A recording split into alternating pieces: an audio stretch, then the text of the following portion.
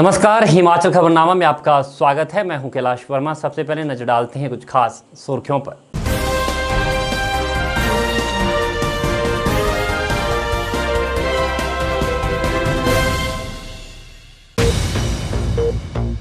मुख्यमंत्री जयराम ठाकुर ने राज्य के लोगों से कोविड-19 टीकाकरण अभियान में भाग लेने का किया आग्रह।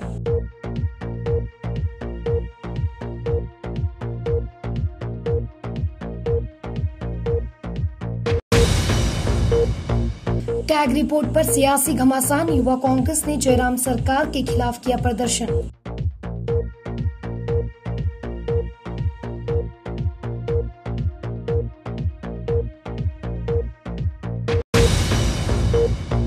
हिमाचल प्रदेश के किन्नौर जिला के निगुलसेरी में हुए भूस्खलन और पहाड़ों से पत्थर गिरने के कारणों का अध्ययन करने के लिए केंद्र से पहुंची टीमें।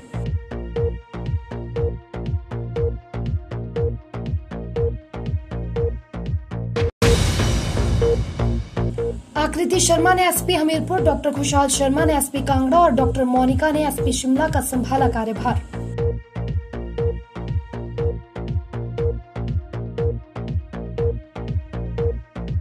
सुर्खियों के बाद अब खबरें विस्तार से।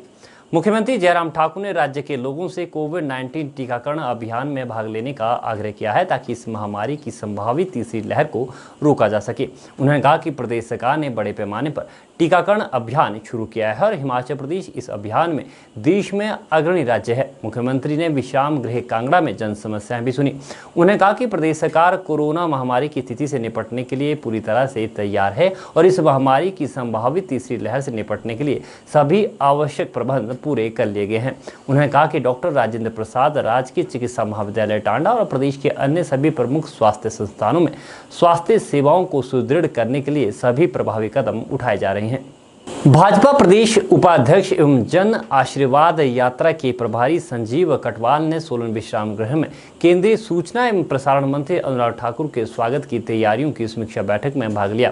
संजीव कटवाल ने बताया कि अनुराग ठाकुर केंद्रीय मंत्री बनने के बाद 5 दिन के प्रवास पर हिमाचल आ रहे हैं। उन्होंने बताया कि केंद्रीय मंत्री का भाजपा प्रदेश अध्यक्ष सुरेश कश्यप और सिरमौर जिला के कार्यकर्ताओं एवं नेताओं द्वारा हिमाचल भवन चंडीगढ़ में भव्य स्वागत किया जाएगा। वहीं स्वास्थ्य मंत्री डॉक्टर राजीव सहजल केंद्रीय मंत्री अनुराग ठाकुर का परमाणु में स्वागत करेंगे। संजीव कटवाल ने बताया कि सोलन पहुंचने पर केंद्रीय मंत्री अनुराग ठाकुर यहां पार्टी कार्यकर्ताओं को संबोधित करेंगे। कल से भारतीय जनता पार्टी की जन आशीर्वाद यात्रा शुरू हो रही है। इस यात्रा को हमारे केंद्रीय मंत्री आदरणीय अनुराग ठाकुर जी के नेतृत्व में चलेगी। हिमाचल भवन में कल 9:30 बजे सिरमौर के कार्यकर्ताओं द्वारा अनुराग ठाकुर जी का स्वागत किया जाएगा। आदरणीय सुरेश कश्यप जी भारतीय जनता पार्टी के प्रदेश अध्यक्ष उनके साथ रहेंगे। 11 बजे के लगभग यात्रा परमाणु में पहुंचेगी, परमाणु ओल्ड बस स्टैंड के ऊपर, जहां पर डॉक्टर राजीव सहजल माननीय स्वास्थ्य मंत्री हिमाचल प्रदेश और उनके साथ सोलन जिला के प्रमुख सभी कार्यकर्ता, हमारे विधायक, चेयरमैन, वाइस चेयरमैन और सैकड़ों की संख्या में लोग उसका स्वागत करेंगे। 3 बजे के लगभग यात्रा सोलन पहुंचेगी, जहां सोलन के प्रमुख कार्यकर्ता इसका स्वागत करेंगे। सोगी में और सोगी से बाद ये यात्रा पीटरहाम में समाप्त होगी, जहां प्रदेश के सामान्य मुख्यमंत्री जी यात्रा में साथ रहेंगे और अनुराग ठाकुर जी और माननीय मुख्यमंत्री जी जनता को संबोधित करेंगे। यहाँ लोगों में भारी उत्साह है। स्थान स्थान पे होल्डिंग बैनर लगाए गए हैं। लोगों में इतना उत्साह है कि लोग जगह जगह पटाखों की तैयारी की हुई है। हार, फूलों की वर्षा गाड़ी के ऊपर, जैसे अनुराग जी आएंगे तो पुष्प वर्षा के द्वारा उनका स्वागत होगा और स्थान स्थान पर पटाखे भी चलाए जाएंगे। जब परमाणु और सोलन अनुराग ठाकुर जी पहुंचेंगे तो लोगों में भारी उत्साह है। यहाँ लड्डू है, बेसन, जैसे सोलन कंडा घाट में सोलन का लोकल बेसन है तो लोकल बेसन लोग बांटेंगे, सोलन में लड्डू बांटेंगे और रथ के द्वारा ही अधिकतर हम कोशिश करेंगे कि सोशल डिस्टेंसिंग का ध्यान रखते हुए गाड़ी से ही अनुराग ठाकुर जी हार या कोई बुक्का देगा तो बुक्का लेंगे या कोई किसी प्रकार टोपी शॉल पहनाना चाहता है तो वो रथ पे ही होंगे। केवल यहाँ सर्किट हाउस के बाहर इन्होंने स्टेज बनाया है, यहाँ स्टेज के से प्रदेश अध्यक्ष जी और अनुराग ठाकुर जी जनता को संबोधित भी करेंगे। शिमला जिला में तेजी से बढ़ रही नशे की प्रवृत्ति पर अब एसपी शिमला मोनिका भूटन गरू लगाम लगाएगी। नशे पर लगाम लगाने के लिए एसपी जिला के लोगों के साथ मिलकर काम करेगी ताकि नशा जड़ से खत्म हो सके। आईपीएस अधिकारी डॉक्टर मोनिका ने शिमला में बतौर एसपी का कार्यभार संभाल लिया है। कार्यभार संभालने के बाद डॉक्टर मोनिका ने कहा कि जिले में कानून व्यवस्था बनाए रखने के लिए हर स्तर पर प्रयास किए जाएंगे। उन्होंने कहा कि शिमला पर्यटन स्थल होने के नाते यहाँ पर बाहरी राज्यों से काफी पर्यटक आते हैं। ऐसे में पर्यटक और स्थानीय लोग कोविड नियमों का सही तरीके से पालन कर सके, इस दिशा में भी मिलकर प्रयास किए जाएंगे। शिमला में मैं अभी चार्ज लिया है मैंने, तो धीरे धीरे आई लर्न कि क्या क्या ज़रूरतें हैं यहाँ की, क्या क्या डिमांड्स हैं यहाँ की, क्या क्या क्राइम को प्रिवेंट करने के लिए किस तरीके का क्राइम प्रेवलेंट है, प्रिवेंट करने के लिए किस चीज़ की ज़रूरत है, एंड अकॉर्डिंगली हम इवॉल्व करेंगे, नई मेथडोलॉजीज करेंगे और इनोवेशन और क्रिएटिविटी के साथ कुछ नया करने की कोशिश करेंगे। कोविड के इम्प्लीमेंटेशन पे भी आई वुड लाइक टू से कि हिमाचल में अभी present status is very satisfactory, specially in Shimla district अभी तक काफ़ी कंट्रोल में है, और जैसे जैसे जो इंस्ट्रक्शंस आती जाएंगी सरकार की अभी तक पूरी तरह से फॉलो की गई है और आगे भी पूरी तरह से उसको इम्प्लीमेंट किया जाएगा। आईपीएस अधिकारी डॉक्टर कुशाल शर्मा ने पुलिस अधीक्षक कांगड़ा का कार्यभार संभाल लिया है। कार्यभार संभालने के बाद कुशाल शर्मा ने कहा कि उनकी प्राथमिकता जिला में कानून व्यवस्था को बनाए रखना है। इसके लिए बाकायदा जनता से सुझाव भी ले जाएंगे। उन्होंने कहा कि कांगड़ा अंतर्राज्यीय सीमाओं के साथ लगता जिला है, ऐसे में उन्हें यहाँ सिरमौर और ऊना जिला का अनुभव काम आएगा और इसी अनुभव के बलबूते वह अंतर्राज्यीय सीमा पर नशे की कमर तोड़ने के साथ साथ अवैध खनन सामग्री पर रोक लगाने के लिए कार्य करेंगे। वहीं आपराधिक घटनाओं को रोकने के लिए अन्वेषण अधिकारियों को भी समय समय पर प्रशिक्षण दिया जाएगा। इसके अलावा थानों में तैनात वीरांगनाओं की सेवाओं का भी लाभ उठाया जाएगा। साथ ही सीसीटीवी कैमरे का नेटवर्क बढ़ाया जाएगा। उन्होंने कहा कि जिला में क्या कुछ गंभीर समस्या है, इसके आधार पर आगे की प्राथमिकता तय की जाएगी। आज मैंने एज एसपी कांगड़ा कार्यभार संभाला तो मेरे ऊपर एक बहुत बड़े ज़िले की जिम्मेदारी सरकार ने एज एसपी दी है, तो मेरी इसमें प्रायोरिटी रही कि मैं इसमें अच्छा और खरा उतरने का प्रयास करूंगा। और जो प्रायोरिटीज़ हमारी सरकार की, प्रदेश सरकार की है, लॉ एंड ऑर्डर की व्यवस्था को बनाए रखना। हमारे यहाँ पे जो ट्रैफिक व्यवस्था है, रोड सेफ्टी है, रोड एक्सीडेंट है, उनको रिड्यूस करना। यहाँ पे जो इलीगल माइनिंग है या नारकोटिक्स है या जिस प्रकार की समस्या हैं उन पे हमको सरकाना। साथ ही साथ जो हमारे जो जिला कांगड़ा की जो पुलिस है, मेरे जितने अधिकारी हैं, जितने मेरे थाने के हमारे थानाध्यक्ष हैं और हमारी जो टीम है पूरी की पूरी, तो पूरी की जिला की पुलिस को एज ए टीम के रूप में साथ ले करके जिला कांगड़ा में कानून का शासन को और सुदृढ़ करना, स्थापित करने में जो पुलिस की भूमिका रहती है उस भूमिका को अंजाम देना, ये हमारी प्रायोरिटी रहेगी। इसके लिए मैं जिला कांगड़ा के सभी जनता से, सभी यहाँ के पूर्व नागरिकों से जिला कांगड़ा में अच्छी पुलिसिंग के लिए जो भी सुझाव या जो भी सहयोग मुझे चाहिए होगा, मैं उनसे अपेक्षा करूँगा कि वो हमें सहयोग करेंगे। और मेरा ये मानना है कि पुलिसिंग करना एक पुलिस कैप्टन, एक एसपी का या मेरे पुलिस अधिकारियों का काम नहीं है। पुलिसिंग जो है वो जनता का ही काम है। Basically it is a community policing. तो पुलिसिंग जनता का विषय है। हम वर्दीधारी अधिकारी जनता की पुलिसिंग करने में सहयोग करते हैं। तो मेरा ये मानना है कि मैं यहाँ पर आप लोगों की पुलिसिंग के लिए, आपके सहयोग के लिए यहाँ पे आया। तो ये मेरी अप्रोच रहती है एज ए पुलिस ऑफिसर। और हम कोशिश करेंगे कि यहाँ पर जो भी यहाँ की समस्या अध्ययन करूँगा मैं पहले, यहाँ जिला कांगड़ा का क्या समस्या है, क्या यहाँ पे प्रायोरिटीज़, उसके हिसाब से भी प्रायोरिटीज़ हमारी आगे निर्धारित होती है। हर एक ज़िला का एक एनुअल प्लान बना होता है। तो जो यहाँ के मेरे से प्रेडिसेसर रहे हैं हमारे एसपी साहब, उन्होंने जो एक प्लान बनाया है उसको भी आगे चलाना है, क्योंकि एक कॉम्प्रहेंसिव हमारा अप्रोच रहती है। तो उस प्लान को मैं स्टडी करूँगा। और इसके अलावा मुझे लगता है कि मेरे अपने इनिशिएटिव क्या रहेंगे, उसमें मैं प्रयास करूँगा कि एक अच्छा काम करें जिला कांगड़ा में। सोलन जिला के नवनियुक्त पुलिस अधीक्षक वीरेंद्र शर्मा ने अपना कार्यभार संभाल लिया है। पदभार ग्रहण करने के बाद मीडिया से रूबरू होते हुए एसपी सोलन ने कहा कि जिला में कानून व्यवस्था को दुरुस्त करना, अपराध पर अंकुश लगाना और यातायात व्यवस्था को सुचारू बनाना उनकी प्राथमिकता रहेगी। उन्होंने कहा कि वह पुलिस और लोगों के बीच बेहतर समन्वय स्थापित करने की दिशा में भी कार्य करेंगे। पुलिस अधीक्षक वीरेंद्र शर्मा ने कहा कि जन सहभागिता से ही पुलिस अपराध पर अंकुश लगा सकती है। वीरेंद्र शर्मा ने सोलन एसपी के रूप में अपना पदभार ग्रहण कर लिया है। सोलन पहुंचने पर लघु सचिवालय में अतिरिक्त पुलिस अधीक्षक अशोक वर्मा ने पुष्प गुच्छ देकर उनका स्वागत और अभिनंदन किया। इसके पश्चात एसपी को पुलिस जवानों द्वारा गार्ड ऑफ ऑनर भी दिया गया।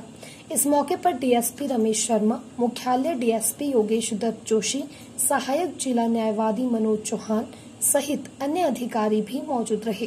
बतौर एसपी पदभार संभालने के बाद वीरेंद्र शर्मा ने मीडिया से बातचीत करते हुए कहा कि देश व प्रदेश में अभी कोविड का संकट टला नहीं है, इसलिए सभी लोगों से अपील है कि वह कोविड नियमों का पालन करें, मास्क लगाएं और उचित दूरी बनाए रखें। वहीं उन्होंने कहा कि जिला में कानून व्यवस्था को दुरुस्त करना उनकी पहली प्राथमिकता रहेगी। आपका धन्यवाद। प्राथमिकता है पुलिस डिपार्टमेंट के कानून व्यवस्था मेंटेन करने की है, सरल रूप से चले और ट्रैफिक की होती है, डिटेक्शन ऑफ क्राइम है, तो उनको सॉल्व करने की कोशिश, और ये पब्लिक और पुलिस की कोऑपरेशन और कोऑर्डिनेशन से सब कुछ होता है। तो आप लोग से ज़्यादा एक्सपेक्टेशन मुझे है कि आप टाइम टू टाइम हमें खबर करें ताकि हम कानून व्यवस्था को इंडियन कैसे सोसाइटी में। आह्वान लोगों से ही है कोविड प्रोटोकॉल का जरा सबसे पहले तो ये है कि उसका थोड़ा सा ख्याल रखें। कोविड अप्रोप्रिएट बिहेवियर है, जो भी गवर्नमेंट की इंस्ट्रक्शंस है आई हुई है, मास्क पहने, सोशल डिस्टेंसिंग मेंटेन करें, है ना। तो ये लोगों से आह्वान है कि इससे सबसे बड़ा संकट आज के दिन यही है। तो उम्मीद करते हैं पुलिस भी बार बार सबको कह रही है मास्क तो सबसे पहले, ये मास्क ही वैसे वैक्सीनेशन है ना।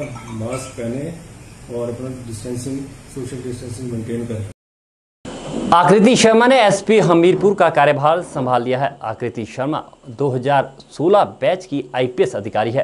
कार्यभार संभालने के बाद मीडिया से मुखातिब आकृति शर्मा ने कहा कि जिले में कानून व्यवस्था को और अधिक सुदृढ़ करने पर विशेष ध्यान दिया जाएगा। उन्होंने बताया कि जिले में नशे के खिलाफ विशेष अभियान चलाया जाएगा, जिसको लेकर पुलिस अधिकारियों व कर्मचारियों के साथ मिलकर रोड मैप तैयार किया जाएगा। वहीं उन्होंने बताया कि उनके पिता RM शर्मा भी हमीरपुर में एसपी के पद पर अपनी सेवाएं दे चुके हैं और अब वह भी एसपी के पद पर हमीरपुर में अपनी सेवाएं देगी। आकृति शर्मा ने एसपी हमीरपुर का कार्यभार संभाल लिया है। आकृति शर्मा 2016 के आईपीएस कैडर की अधिकारी हैं। कार्यभार संभालने के बाद आकृति शर्मा ने कहा कि हमीरपुर में नशे के खिलाफ विशेष अभियान चलाया जाएगा। उन्होंने कहा कि नशे का कारोबार करने वालों को किसी भी कीमत पर नहीं बख्शा जाएगा। आकृति शर्मा ने कहा कि महिलाओं को जागरूक करने के लिए जिला में काम किए जाएंगे।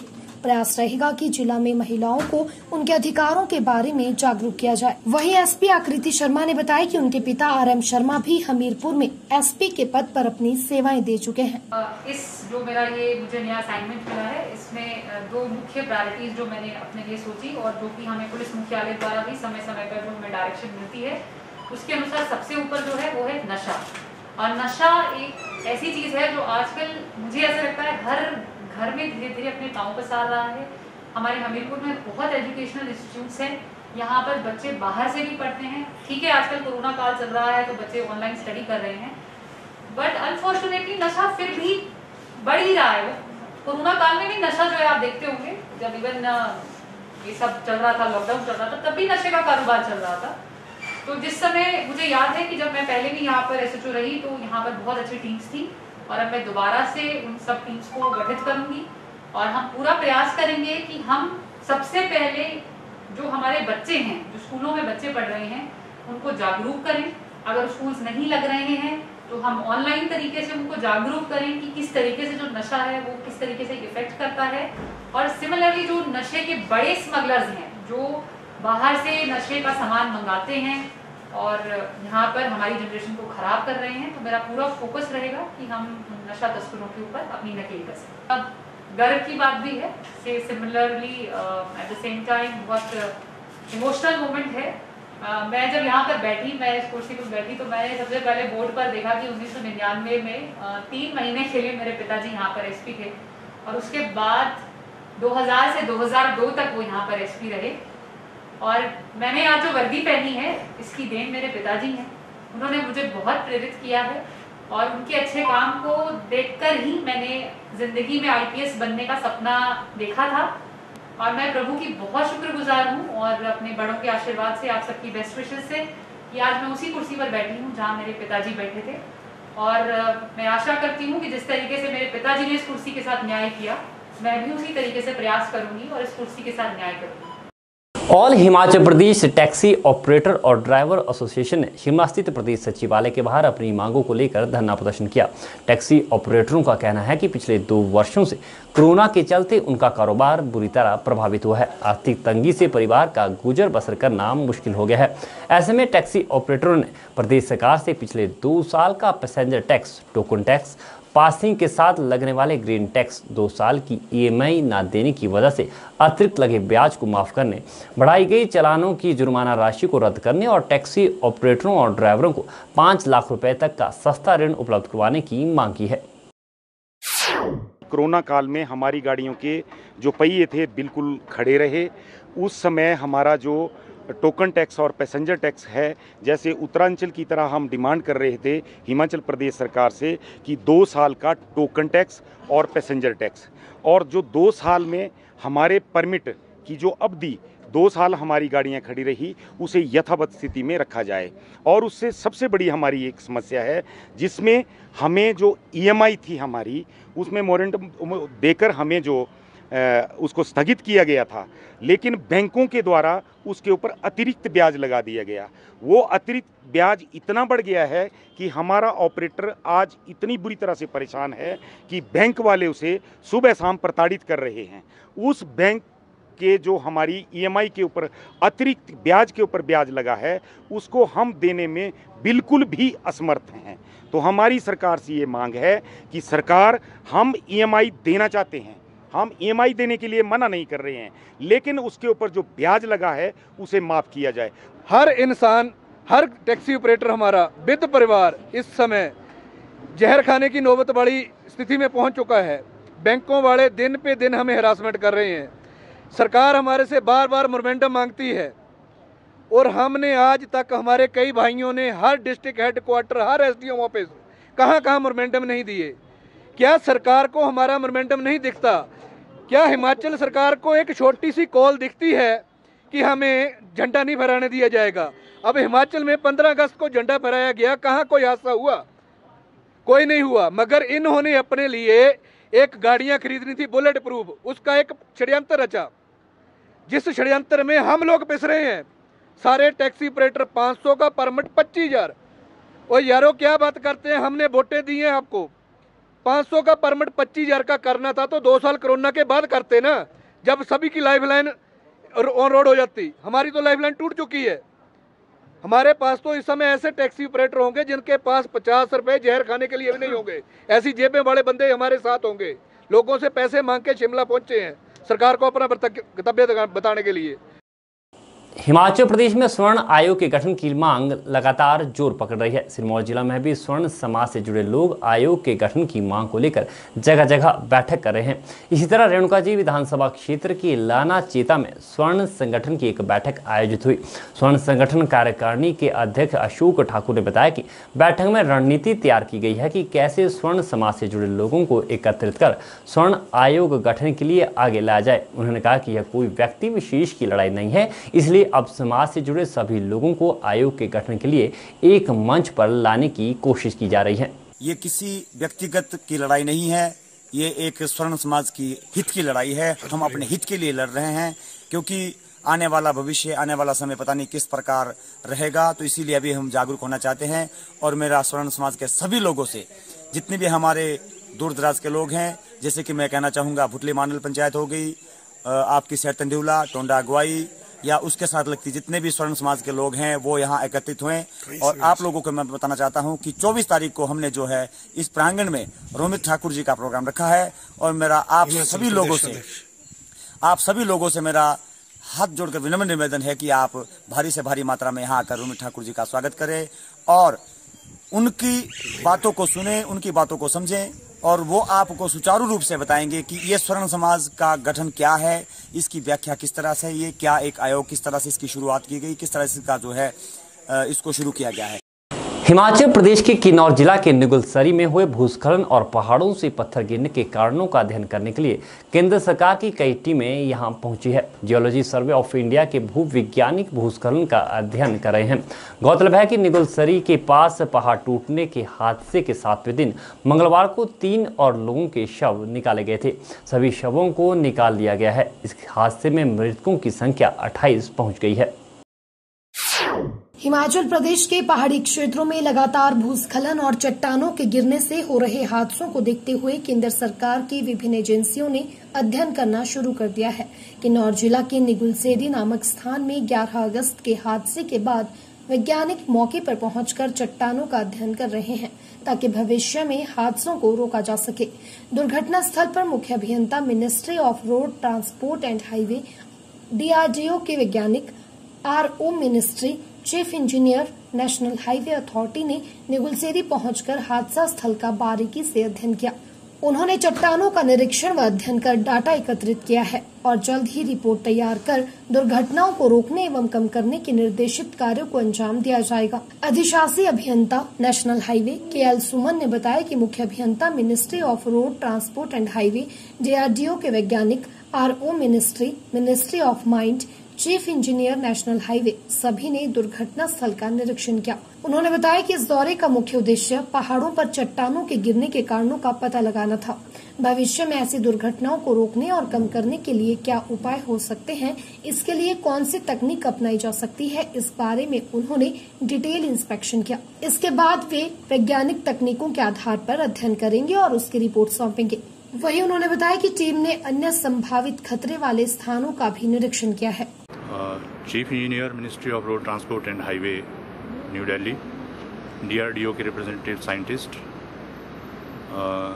RO ministry, chief engineer national highway Shimla, superintending engineer national highway तथा उनके साथ जो पूरी टीम आई थी, उन्होंने इस दुर्घटना स्थल का दौरा किया।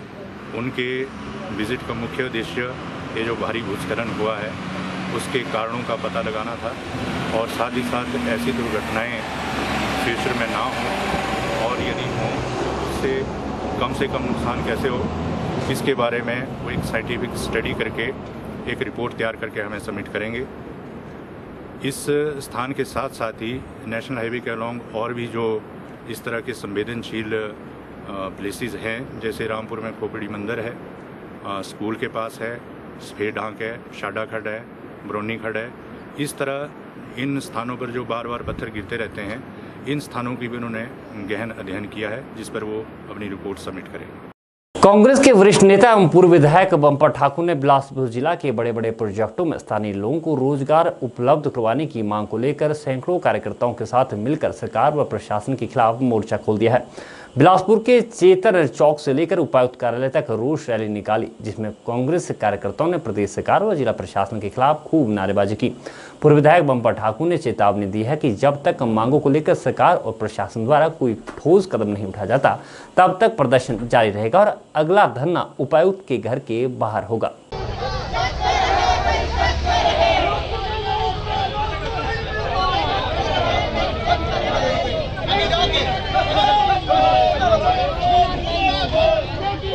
जिला प्रशासन के माध्यम से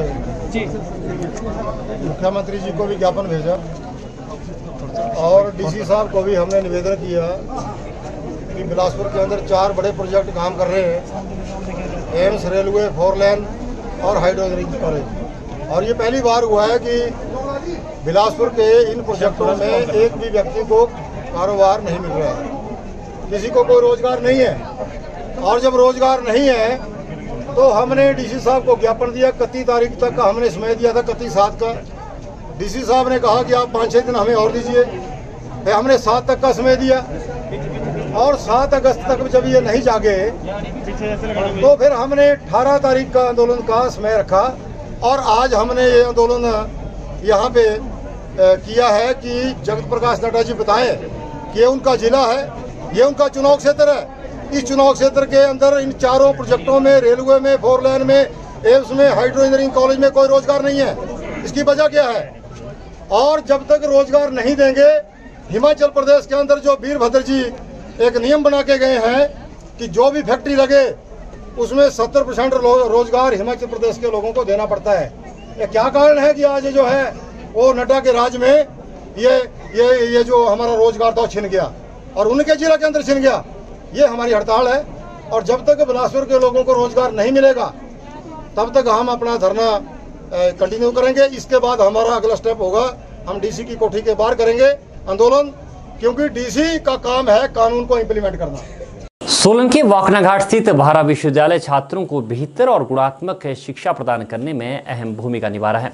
किताबी ज्ञान के साथ साथ छात्रों के चहुमुखी विकास के लिए विश्वविद्यालय अपने स्तर पर हर संभव प्रयास कर रहा है। भारा विश्वविद्यालय के कुलपति professor doctor BS Nagendra Parashar ने उद्योग अकादमी जुड़ाव पर जोर दिया है। उन्होंने कहा कि एक कर्मचारी होने के लिए यह हमारी अंतर्निहित शिक्षा है, लेकिन वर्तमान हालात को देखते हुए देश भर में बेरोजगारी को मिटाने के लिए कर्मचारियों की तुलना में नियोक्ताओं की आवश्यकता है। शिमला में आयोजित प्रेस कॉन्फ्रेंस के दौरान professor doctor BS Nagendra Parashar ने विश्वविद्यालय द्वारा अपनाए गए CDIO मॉडल को भी साझा किया, जिसके द्वारा छात्र अपने उद्यमिता कौशल को विकसित कर सकते हैं और एक उद्यमी बनने के करीब पहुंच सकते हैं। उन्होंने राज्य के ग्रामीण समुदाय को ध्यान में रखते हुए अगले शैक्षणिक सत्र से विशेष पाठ्यक्रम शुरू करने पर भी जोर दिया, जिसमें रेशम उत्पादन, बागवानी, कृषि, मछली पालन जैसे पाठ्यक्रम शामिल किए जाएंगे, जो सकल घरेलू उत्पाद में वृद्धि से राज्य को सीधे लाभ पहुंचा सकते हैं। यूजीसी ने बोला है 1 अक्टूबर, यूजीसी ने बोला, जब अब उन्होंने ऑफलाइन क्लास शुरू करने का ग्रीन सिग्नल देते हैं, अब तो इसी वक्त हम क्लास स्टार्ट करते हैं। अगर ऑनलाइन हो ऑफलाइन हो, हम इसी वक्त ये class we are going to start it immediately. We are going to start it immediately once if they give the green signal. For second, third and final year, we have orderly started it from August 16th we have started. Classes are going on. जी, और क्या activities चल रहा है university? Sir, I have explained everything in the press meet. What are the directions in which we wanted to move? Everything I have explained. One thing we missed here is that it's good that you asked me the question. हमने students को, बच्चों को को curricular extra curricular activities में बहुत involve करना चाहता हूँ मैं, because yesterday I was taking one session for Bhara University, Rayat Bhara University students. I told them, what is not given in the marks card will give you a job or will give you a career. That's the thing, because I strongly believe that, you know, अगर मैंने extra curricular activity में बहुत participate करता हूँ, curricular को curricular activity में बहुत participate करता हूँ, हमारा सॉफ्ट स्किल्स बहुत ज़्यादा पड़ता है ना, हमारा सॉफ्ट स्किल बहुत ज़्यादा एनहांस होता है. इसीलिए 1/2 day in a week, like for example Wednesday afternoon, we wanted to keep it exclusively for co-curricular, extracurricular activities. We have dance club, music club, drama club, all clubs, and I wanted the students to involve in the club of their choice and enhance their qualities of soft skill practically. PRO भारा विश्वविद्यालय गौरव बाली ने कहा कि group chairman Gurvinder Singh भारा और विश्वविद्यालय के कुलपति के उचित मार्गदर्शन में विश्वविद्यालय नई ऊंचाइयों को हासिल करने जा रहा है और भारत में शीर्ष 100 विश्वविद्यालय में अपना स्थान बनाना अगला लक्ष्य रखा गया है. हिमाचल में कैग रिपोर्ट पर सियासत गरमा गई है. विपक्ष लगातार सरकार को इस मुद्दे पर घेरा है. वहीं शिमला में युवा कांग्रेस ने उपायुक्त कार्यालय के बाहर इस मुद्दे को लेकर धरना प्रदर्शन किया और सरकार के खिलाफ खूब नारेबाजी की. इसके बाद उपायुक्त को ज्ञापन सौंपा गया. युवा कांग्रेस महासचिव राहुल चौहान ने कहा कि प्रदेश में भ्रष्टाचार चरम पर है. आए दिन इस सरकार में घोटाले हो रहे हैं. अभी हाल ही में आई कैग की रिपोर्ट में पशुपालन विभाग और विश्वविद्यालय में कई घोटाले उजागर हुए हैं. युवा कांग्रेस ने प्रदेश सरकार को चेताया है कि अगर दोषियों पर जल्द कार्रवाई नहीं की गई तो युवा कांग्रेस इस मामले को लेकर उच्च न्यायालय जाएगी. अभी कुछ दिन पूर्व मीडिया में भी ये खबरें प्रकाशित हुई थी, जिस प्रकार से मुख्यमंत्री जी ने कैग की रिपोर्ट का हवाला देते हुए सदन में भी ये बात कही थी. और उन्होंने खुद इस बात को माना कि प्रदेश में कई वित्तीय अनियमितताओं और घोटालों की उन्होंने बात कही थी, जिसमें कि प्रदेश विश्वविद्यालय में 1 करोड़ से ऊपर का घोटाला है और हिमाचल प्रदेश में चारा घोटाला है। इसके अलावा और कई मुद्दे, जैसे हमारा जो पवन हंस, जिसके पास हिमाचल प्रदेश मुख्यमंत्री का जो हेलीकॉप्टर लीज पर है, उसमें भी नियमों को दरकिनार करते हुए उनकी जो लीज है उसको 10% तक वार्षिक बढ़ाकर जनता के पैसे को जो है वो बर्बाद किया गया है। और इसके अलावा शिक्षा विभाग की देखरेख में जो नागरिक आवास, उनको भी कई महीने तक बंद रखा गया, जिससे 2 करोड़ से अधिक का नुकसान हिमाचल प्रदेश की सरकार को हुआ है। और सीधा सीधा ये जनता की जेब पर एक तरह से डाका डालना है। हम चाहते हैं कि जब सरकार के नाक के नीचे ये सारी चीजें हो रही है तो इसकी जांच क्यों नहीं की जाती। हम लोग ज्ञापन देकर भी ये मांग करते हैं राज्यपाल महोदय से कि सरकार पर केस दर्ज किया जाए और जब तक असली जो गुनहगार है उनका पता नहीं लगा लिया जाता, हम लोग इसी प्रकार से जो है वो धरने प्रदर्शन करते रहेंगे। क्या हमारे पास जितने भी रास्ते इसके लिए खुले रहेंगे, चाहे हमें कोर्ट में जाना पड़े, चाहे हमें जनता की अदालत में जाना पड़े, युवा कांग्रेस सड़कों पर उतरकर भी और कोर्ट के माध्यम से भी हम लोग हर प्रयास करेंगे कि इस सच्चाई को उजागर किया जाए। किन्नौर जिला के ठगी गांव के आयुर्वेदा विभाग में कार्यरत मनुराज 24 जुलाई से शिमला जिला के संधू से लापता है। उनका मोबाइल भी स्विच ऑफ है। मनुराज की मां और बहन सहित परिजन पुलिस की मदद से संभावित ठिकानों की खाक छान चुके हैं। परिजनों का कहना है कि मनुराज लगभग 15 दिनों से मानसिक तौर से परेशान थे। परिवार का आरोप है कि संपत्ति व पैसों के लेन देन को लेकर उन पर दबाव था। परिजनों के मुताबिक मनुराज ने पत्नी के नाम रामपुर में करीब 25 लाख की भूमि खरीदी थी, जिसके लिए उन्होंने कई जगह से ऋण लिया था। लेन देन को लेकर वे मानसिक दबाव में थे। एक ही लड़का है, एक ही वो मेरा सारा थे, ड्यूटी पर समनू में ड्यूटी कर रहे थे। मेरा बेटा मनुराज कभी कहाँ से वहाँ से लापता हुआ। 24 तारीख से, हमने तो सिर्फ 30 तारीख को पता लगा हमारे को, ऐसा करके वो बहू और बहू कब के वहाँ समझू गई, हमारे को नहीं बताया उसने।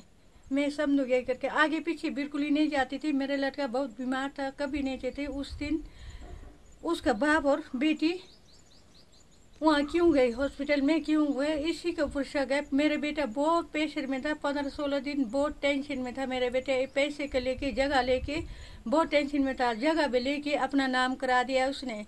और मेरा भाई का नाम मनुराज है और वो संधू में पिछले 2 सालों से कलरक के पोस्ट पर जॉब करता है और वो 24 जुलाई से मिसिंग है संधू से। और हमें ये नहीं बताया गया कि वहाँ से वो मिसिंग है, हमें तो पता भी नहीं था कि ऐसा कुछ हुआ है। मेरी भाभी ने 28 तारीख को मम्मी को कॉल किया था। कॉल करने के बाद उन्होंने ये नहीं बताया हमें कि वो 27 को वहाँ गई है। उन्होंने ये बोला कि हम सब कुछ ठीक है, हमारा सब कुछ ठीक है, यही बताती रही वो। उनको ये बताना चाहिए था कि हम वहाँ गए थे, वहाँ जाने के बाद मतलब कि ठंगी में तो नहीं आए, 2 दिन की छुट्टी ली है, ये हमें बताना चाहिए था। उन्होंने नहीं बता के मम्मी को गुमराह करके फ़ोन किया। तो हम ये आज तक वो कभी गई भी नहीं, 2 सालों में संधू गई नहीं। हमें तब पता चला जब हम मकान मालिक के पास गए संधू में, तो उन्होंने ये बोला कि 2 सालों में उनकी बीवी कभी आई ही नहीं।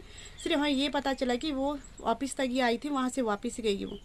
उसके बाद से हम तो ये सोच रहे थे ना 2 साल के बाद, मतलब कि वो जब संधू में बाई पोस्टिंग हुआ तो हमें ये लग रहा था कि मतलब वो संधू जाती होगी बीच में। हम इसी चक्कर में रहे ना कि बीच में जाती होगी वो संधू। जाने के बाद ही पता चला कि वो वहाँ नहीं रहती है, वो रामपुर में रही है, अपनी बहनों के साथ ही रहती है। क्योंकि जब से शादी हुई है वो सिर्फ 2 या 3 बार ससुराल आई है। वो अपनी बहनों के साथ ही रही है, वो ना ससुराल आई है ना हमारे साथ रहती है। वो ना बाई के साथ 2 सालों में गई है वहाँ पे। तो हमें तो ये लग रहा 2 सालों में कभी गई नहीं वो। और उस दिन 2 दिन के बाद जब उसको फ़ोन बंद पता चला तो वो 2 दिन मतलब कि पता करने क्यों गई वहाँ पे, कि हमें ऐसा लग रहा। जब हम वहाँ गए ऑफिस में तो उन्होंने ये बताया कि प्रॉपर्टी ली है। प्रॉपर्टी की वजह से वो काफ़ी डिप्रेस था, टेंशन में था। 15-16 दिनों से मतलब खाना खुना बंद कर दिया था उसने। लेन देन का उसको बहुत टेंशन था, लेन देन का। हमें तो ये नहीं बताया गया ना कि प्रॉपर्टी भी लिया है। तो प्रॉपर्टी किसके नाम से ली गई? प्रॉपर्टी वो उसके भाई के मतलब उसकी बीवी के रीना कुमारी के नाम पर रजिस्ट्रेशन हो चुका है। ये भी हमें ऑफिस से ही पता चला कि ये सब भाई के लापता होने के बाद ही पता चला हमें। पहले तो हमें कुछ भी नहीं जानकारी थी, ना भाई ने बताया ना भाभी ने बताया, दोनों ने किसी ने भी नहीं बताया। तो कितना पैसा लगभग उन्होंने बताया कि लगभग 24 या 25 लाख का है शायद प्रॉपर्टी। तो भाई ने इधर से भी लोन लिया, उधर से। हमें तो कुछ भी नहीं जानकारी था कहाँ से क्या करके कर रहा था वो। तो बाद में पता चला हमारे को, ऑफिस जाने के बाद ही ये सारी खबर। तो अब आपको शक किस पे है वैसे? अब हम ये सोच रहे हैं कि वो आगे पीछे तो हम अच्छे से रहते, भाई तो कभी भी मतलब वो नहीं करता था हमारे को, कभी उसने टेंशन ये नहीं पता, हमें उस पर ही शक है ना कि 2 दिन के लिए वो क्यों गई, उसने अपने नाम पर क्यों करवाया वो प्रॉपर्टी। हमीरपुर में व्यापारियों को फूड एंड सेफ्टी एक्ट की जानकारी मुहैया करवाने के लिए विभाग द्वारा कार्यशाला का आयोजन किया गया। सीएमओ कार्यालय के सभागार में आयोजित इस कार्यशाला में सहायक commissioner food and safety Anil Sharma ने बताया कि लोगों को बेहतर और गुणवत्तापूर्ण खाद्य उत्पाद बाजार में उपलब्ध हो सके, इसके लिए फूड एंड सेफ्टी विभाग प्रयासरत है। उन्होंने बताया कि कार्यशाला के माध्यम से व्यापारियों को फूड एंड सेफ्टी एक्ट की बारीकियों से अवगत करवाया जा रहा है। FSSAI ने कुछ इनिशिएटिव्स लॉन्च किए हैं डिफरेंट तरह के। उन्हीं डिफरेंट फूड इनिशिएटिव्स के बारे में आज हमने जिला भर के जो भी व्यापार मंडल से प्रेसिडेंट्स हैं उनको बुलाया हुआ है ताकि वो ग्राउंड लेवल पे हम इनिशिएटिव्स को उतार पाए। तो इनिशिएटिव्स के अंदर फास्टैग हो गया, हो गया हमारा SNF director of workplace school, हमारा हाइजीन रेटिंग्स, डिफरेंट तरह के हमारे इनिशिएटिव्स हैं।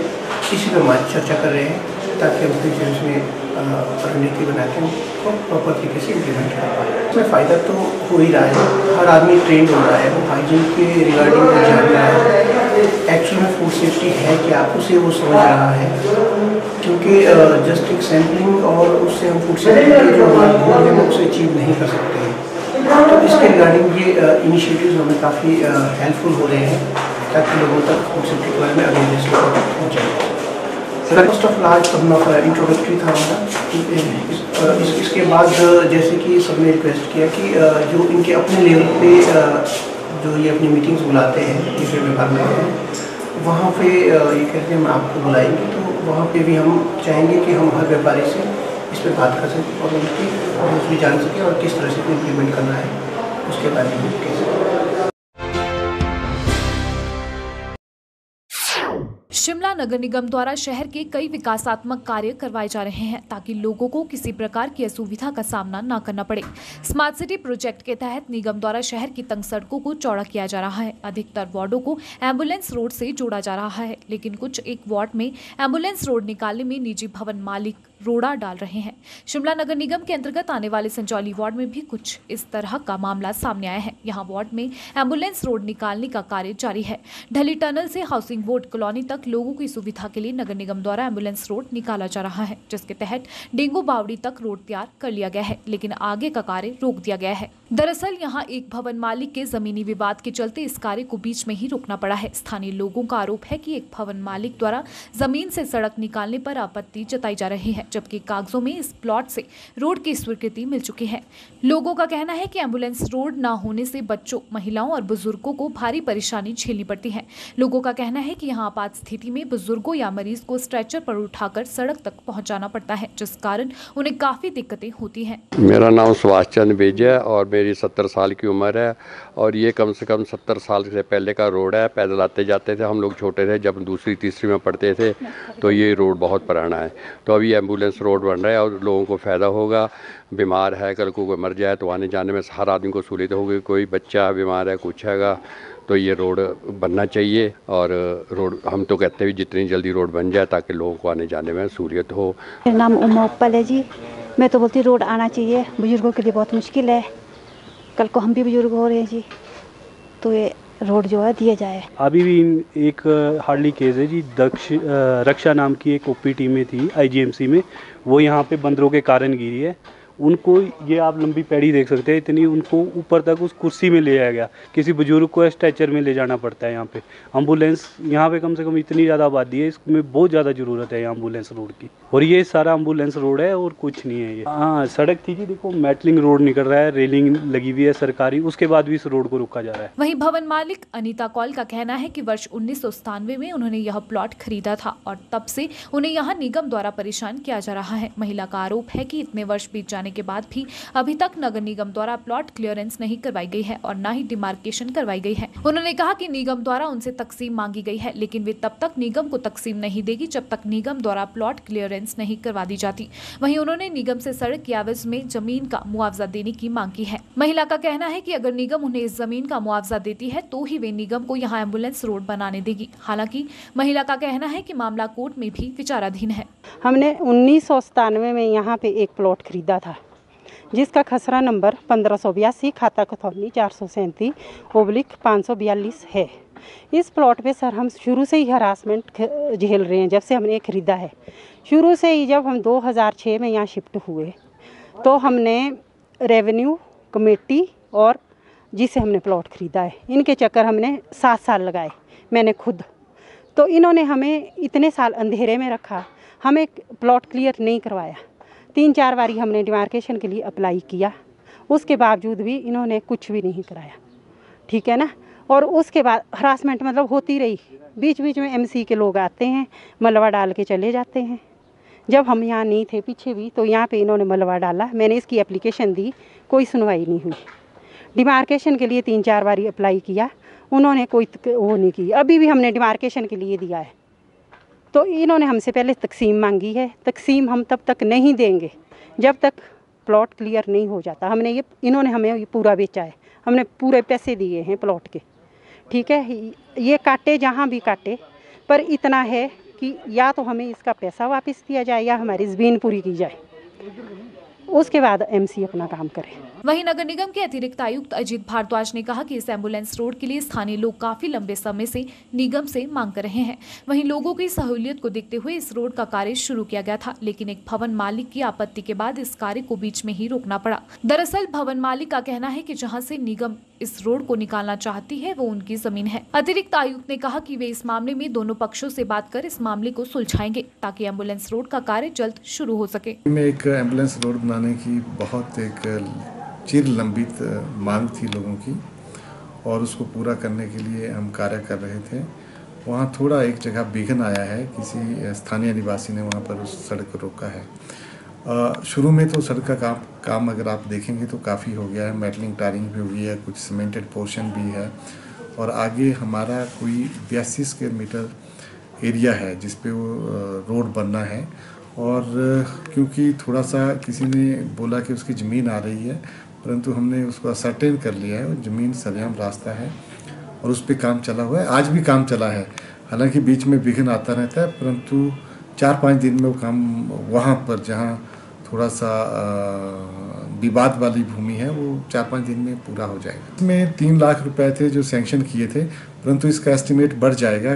लोग इस तरह से रास्ता बना रहे हैं क्योंकि कुछ लोगों ने भूमि दी है, तो उनको भी कोई दिक्कत नहीं होनी चाहिए। अगर जैसे कोई दीवार लगानी है या कुछ और करना है, वो सारा सब कुछ ध्यान में रख करके, लोगों की सुविधा को ध्यान में रख करके सारा काम किया जा रहा है। उससे थोड़ी सी लागत इसकी बढ़ सकती है, 5-6.5 लाख रुपए तक भी चला जाएगा। परंतु इसके बनने से आगे उसके जो कॉलोनी है उन लोगों को बहुत ज़्यादा सुविधा हो जाएगी। हिमाचल खबरनामा के संग में इतना ही। नमस्कार।